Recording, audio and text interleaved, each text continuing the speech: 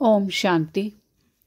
आज हम बात करेंगे कि कैसे हम बाबा के कार्यों में सहयोगी आत्मा बने, क्योंकि आज हम ऐसे समय पर पहुँचे हैं जहाँ हमें ये सौभाग्य मिला है अपने आप को एक बहुत पुण्य आत्मा बनाने का।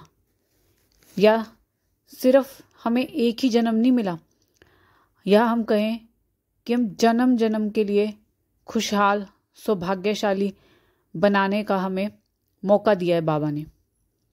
क्योंकि जो चीज़ हम भक्ति मार्ग में पता नहीं कितने जन्म से उस परमात्मा से मांगते आ रहे हैं कि मुझे शक्ति दो, शांति दो, खुशी दो, सद्बुद्धि दो, निरोगी काया दो, तो ये चीज़ हम कितने जन्म जन्म मांगते आए हैं और आज वो हमें ये सब देने आ गया है।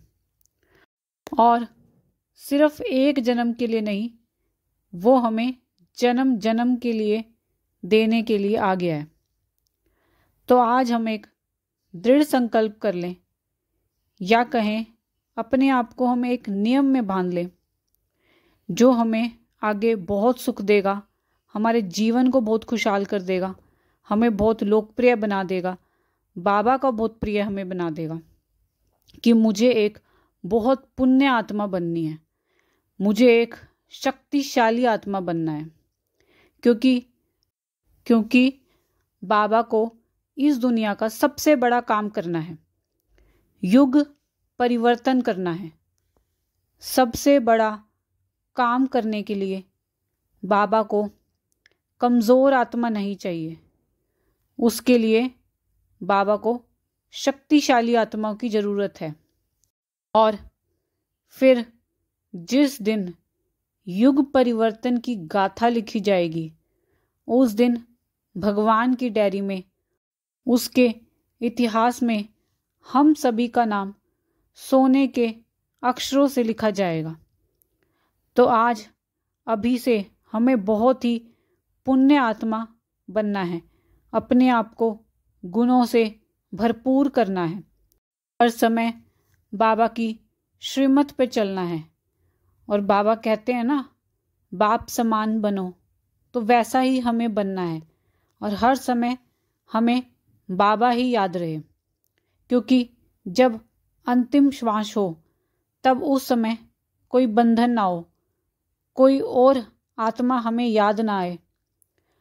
उस समय सिर्फ बाबा की ही याद हमारे दिल में हो।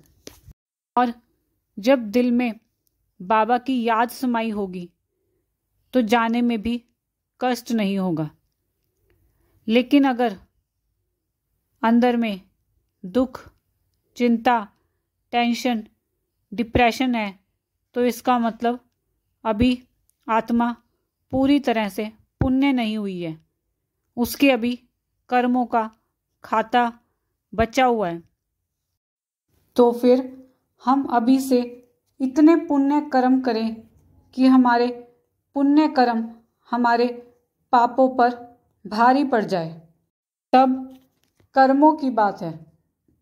अगर जीवन को खुशहाल बनाना चाहते हैं, जीवन में आगे बढ़ना चाहते हैं, तो अपना एक नियम बना लें कि हर रोज मुझे 5 पुण्य कर्म जरूर करने हैं। क्योंकि अगर हम हर रोज 5 पुण्य कर्म करेंगे तो सोचो महीने में हमारे कितने बढ़ जाएंगे। और वैसे भी इस समय को तो वरदान प्राप्त है, चारों युग में ये वरदानी समय फिर नहीं आएगा। और कहीं कोई हमें ये ना कह दे कि जब भगवान भाग्य बांट रहे थे तो क्या तुम सोए हुए थे। क्योंकि ये कहावत हमने काफ़ी सुनी है और सुनते भी आ रहे हैं। क्योंकि कहते हैं, कभी देखते हैं किसी का भाग्य बहुत खराब चल रहा है तो कह भी देते हैं कई लोग कि जब भगवान भाग्य बांट रहा था तो क्या तुम सोए हुए थे क्या।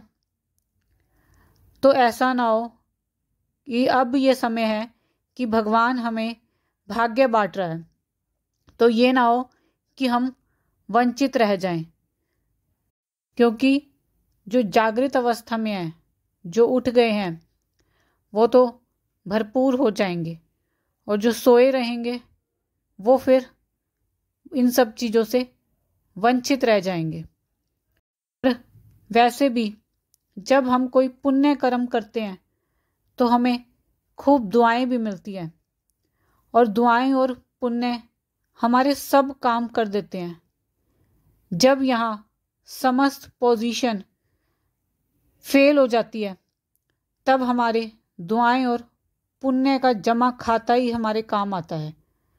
अगर हमारे पास ये खजाने नहीं होते हैं तो उस समय हम कुछ नहीं कर सकते।